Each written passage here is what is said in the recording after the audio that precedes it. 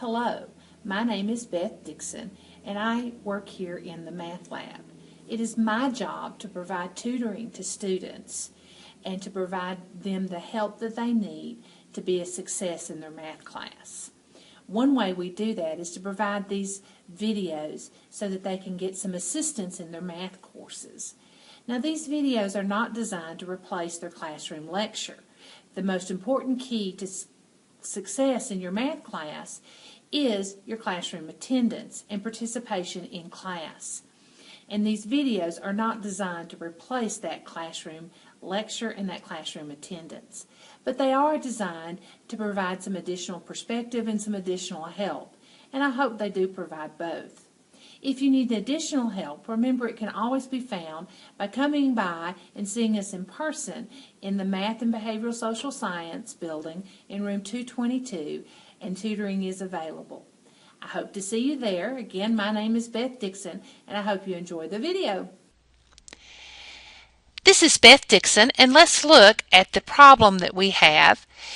And in our problem, we have two equations, and the directions for this type of problem would read, solve the system of equations. And when we have a system of equations to solve, we have a couple of choices, actually three choices that we can use to solve a system of equations. We could use graphing, substitution, or elimination. In this particular case, we're going to use substitution. This problem isn't set up for elimination because in an elimination problem, we would have our x's over our x's and our y's over our y's, the equal over the equal, and the number over the number. And notice this first equation is solved for y, and the second one is not. So that's not a good problem to use for solving elimination. It's not a good problem to solve for graphing because if we tried to solve the second equation for y, we'd first move the 3x over, and I'm just going to show you that. We would then have minus 4y equals negative 3x plus 3, just moving the 3x over, and then we would divide by negative 4.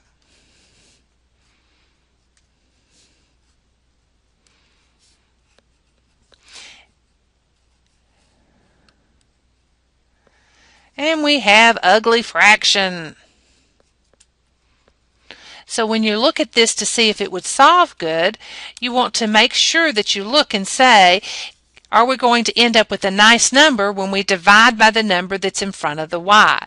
In this case, negative 4 doesn't go evenly into 3, so this is not going to give us something easily graphed. And easily, because 3 over negative 4 is not going to be easy to graph on a piece of graph paper. It would be okay to graph in the calculator, but it won't be easy to graph on our graph paper to show our work. Okay, so we're going to use substitution to solve this.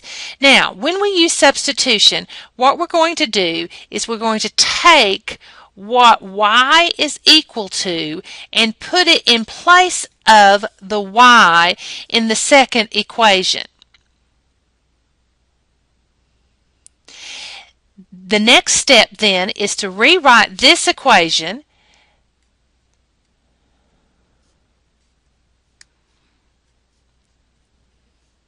and in place of that y, we're going to put 2x minus 7. The equal stays the same, and then the 3. Now we're going to use distributive property and solve this equation.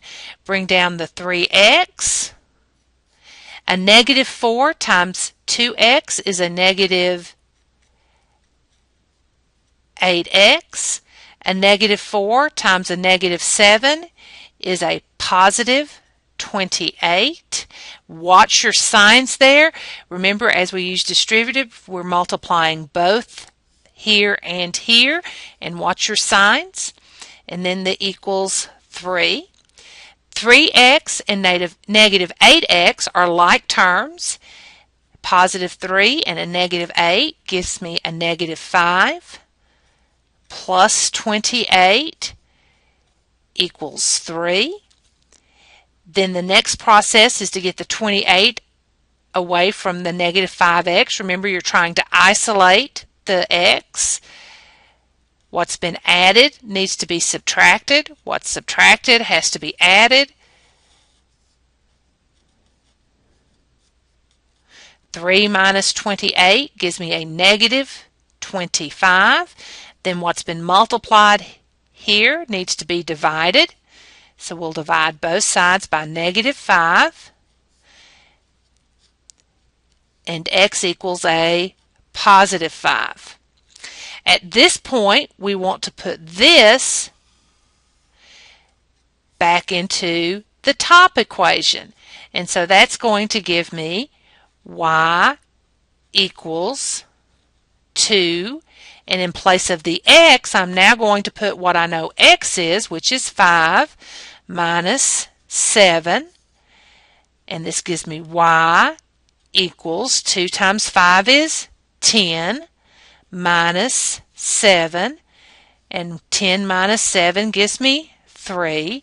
And so now I know what my x is and what my y is. And my answer is 5 and 3. I can write that as an ordered pair or as x equals 5 and y equals 3, whichever way your teacher prefers it. And I have my solution. And this is an example of solving the problem. And remember that this was just an explanation on why we wouldn't use graphing and is not part of the problem. The other steps are, and this is the solution of the system of equations by substitution.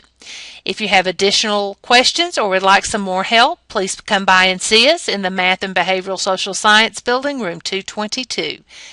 Thank you.